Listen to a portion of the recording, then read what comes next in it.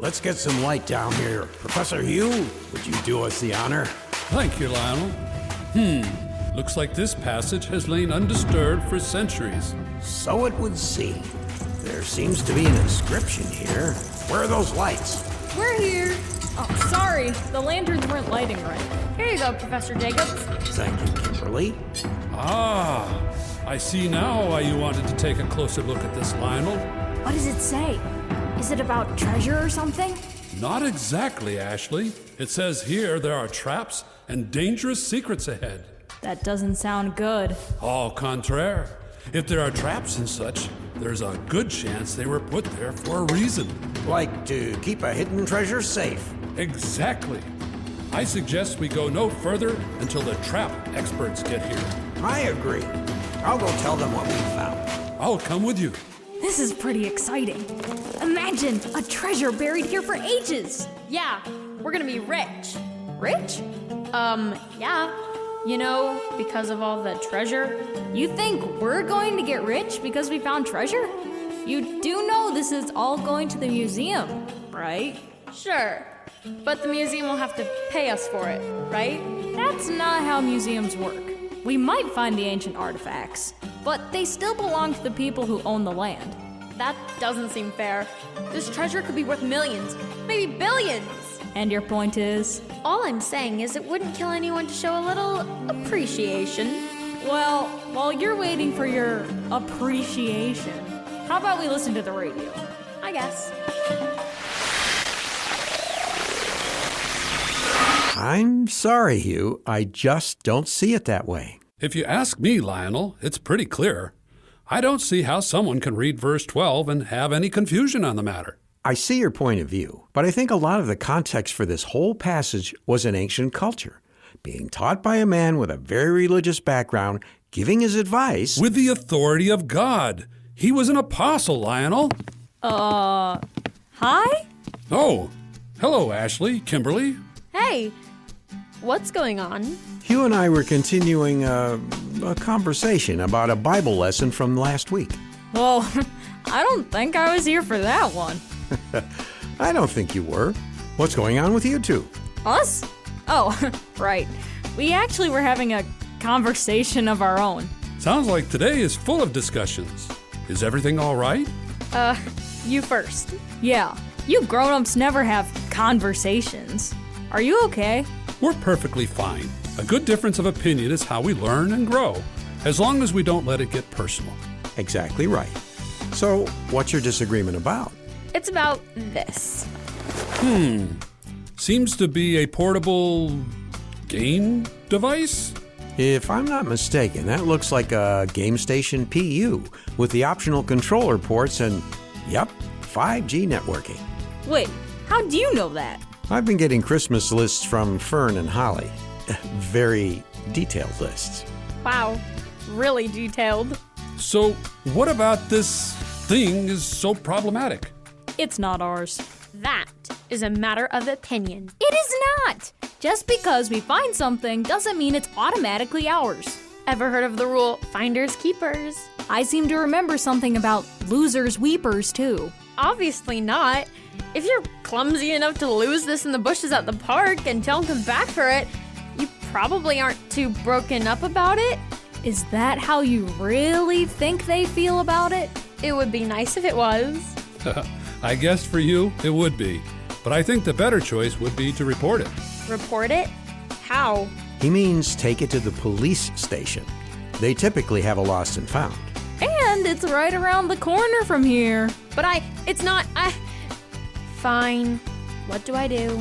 I can walk over there with you if you want. That would be good. Yeah. I'll go too.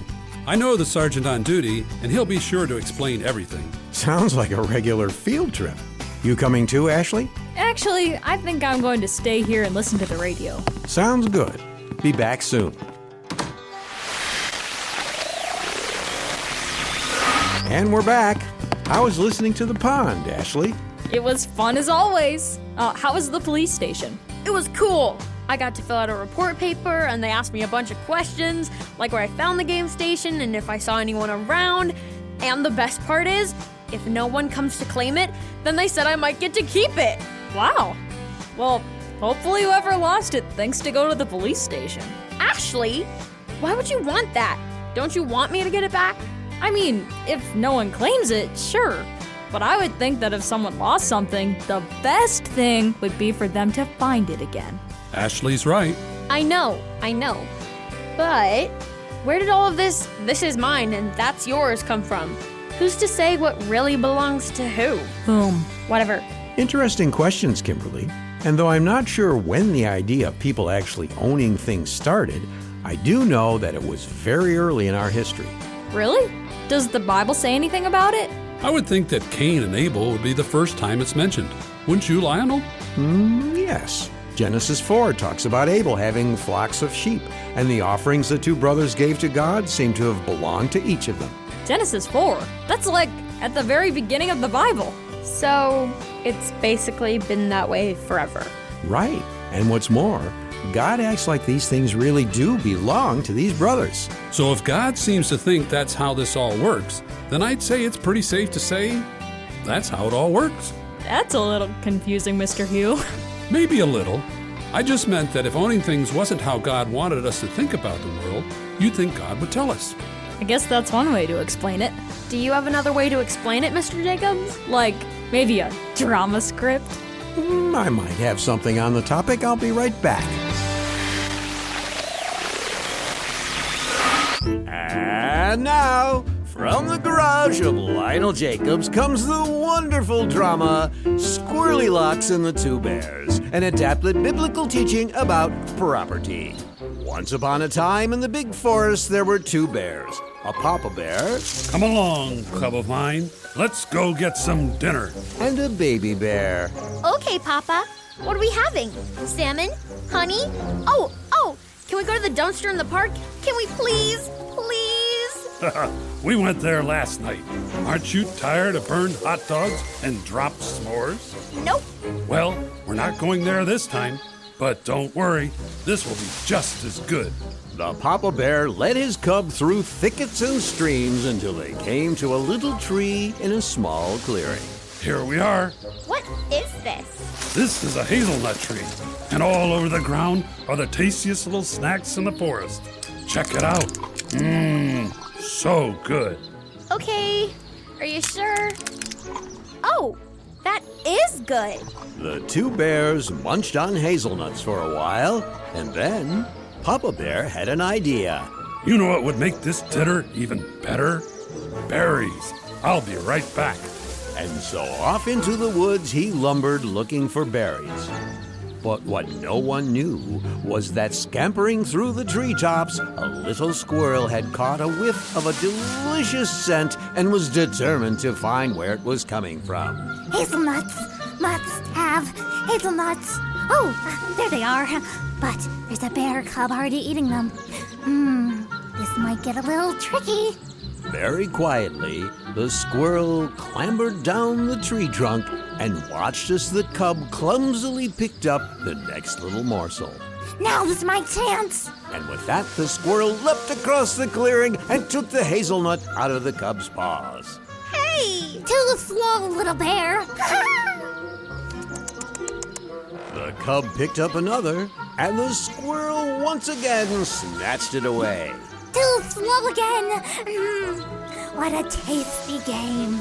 This happened again and again until the bear cub was fighting back tears. Aw, is a little baby bear going to cry? Is the... Oh, boy. Take food away from my cub, will you? Get back here. I'm sorry. I was hungry. Then you should have asked, not steal from my baby. You're in for it now. The moral... My way. Ah! Yeesh. The moral is that when someone has something, it's because God gave it to them. The Bible tells us that when we would like to have something good, we need to ask God for it. It might be tempting to just take what we want from someone else, but keep in mind that when we steal from others, we are stealing from God too. Looks like you have something on your mind, Ashley. Oh, you know, Mr. Jacobs, just thinking about what we've been talking about today. Anything in particular? Well, the whole idea of everything being God's, but at the same time, it kind of belongs to us. And I know we've been talking about it a lot, but at the same time, I haven't heard a lot of Bible verses being used to explain it. Yeah, usually you use a lot of Bible verses to show that what you're saying is true. Fair enough. In Psalm 24:1, the Bible says very plainly that the world is God's along with everything in it. Kind of makes sense, since he made it. And many verses all through the Bible say that. True, and after he made the world, he gave it to humans, telling them to take care of it and to use its resources, Genesis 1 and 2 talk about that stuff. as well as Psalm 8:6. Okay, so what does that part mean exactly? Taking care of the earth and using it? Well, Kimberly, if you think about it, everything we have here on earth came from it. I thought everything came from God. Yes, but the things God gives us are made from the earth. Wood, water, air, and metal. Everything we make and use comes from the planet God gave us to live on. And that's why it's important to take care of the earth. Not only because we need it to live healthy lives, but also because God tells us to take care of this amazing place we call home.